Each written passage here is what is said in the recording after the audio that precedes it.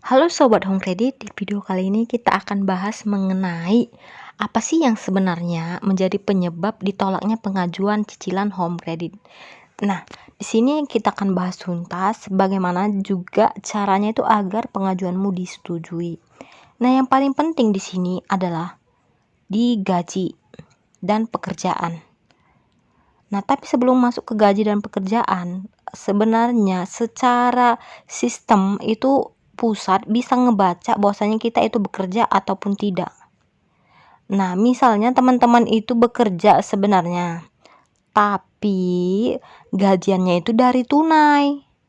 Jadi kalau misalnya gajiannya dari tunai, skor kreditnya teman-teman itu rendah. Karena apa? Skor kredit itu dipengaruhi dari transaksi kita di bank. Misalnya gajian bulanan kita itu kan secara rutin tiap bulan ada. Kalau kita memang gajiannya dari ATM kan setiap bulan kita terima. Itu bagus gitu.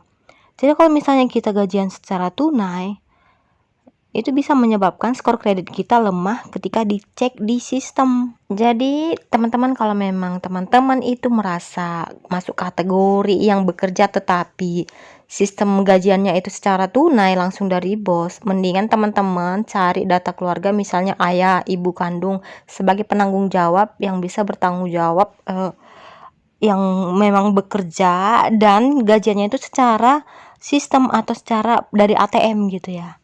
Daripada teman paksakan pun pengajuan melalui data teman yang memang gajiannya dari tunai, itu sama aja sih, buat capek-capek aja.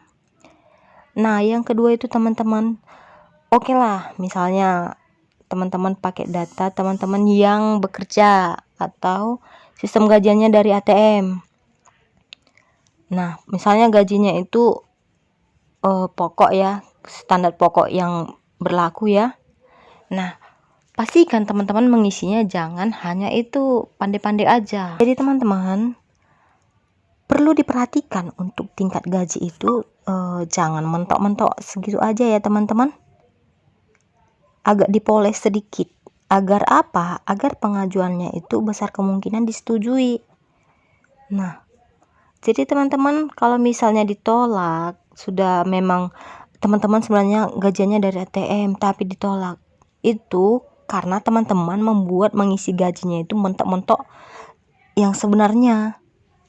Nah, di sini dihimbau agar teman-teman mengisi gaji itu agak dipoles ya.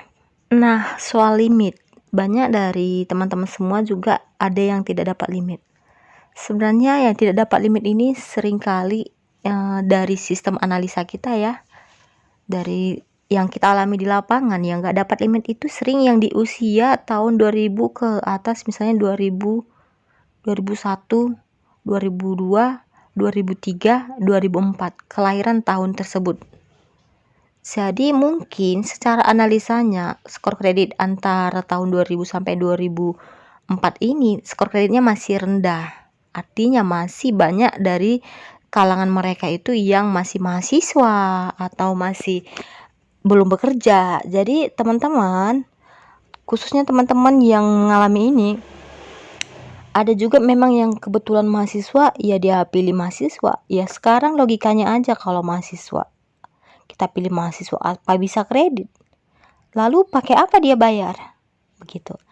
Jadi sebenarnya dari sistem itu kalau memang ya mau kredit ya harus bekerja gitu ya. Jadi teman-teman dalam mengisi sistem gajian atau sistem pekerjaan, tolong diperhatikan ya teman-teman. Secara logika aja, masa sih yang mahasiswa dikasih kredit? Karena kan kredit ini kan pertanggung jawabannya itu pribadi, pertanggung jawabannya itu ya diri sendiri. Kalau misalnya menunggak ya dia sendiri yang ditagih, bukan ke orang tua, bukan yang lain. Jadi untuk itu kalau memang pekerjaannya mahasiswa ya tolonglah agak dipoles gitu ya. Oke teman-teman, sekian video kita kali ini. Kalau masih ada yang mau ditanyakan, langsung aja di kolom komentar. Dan sampai jumpa di video selanjutnya. Thank you.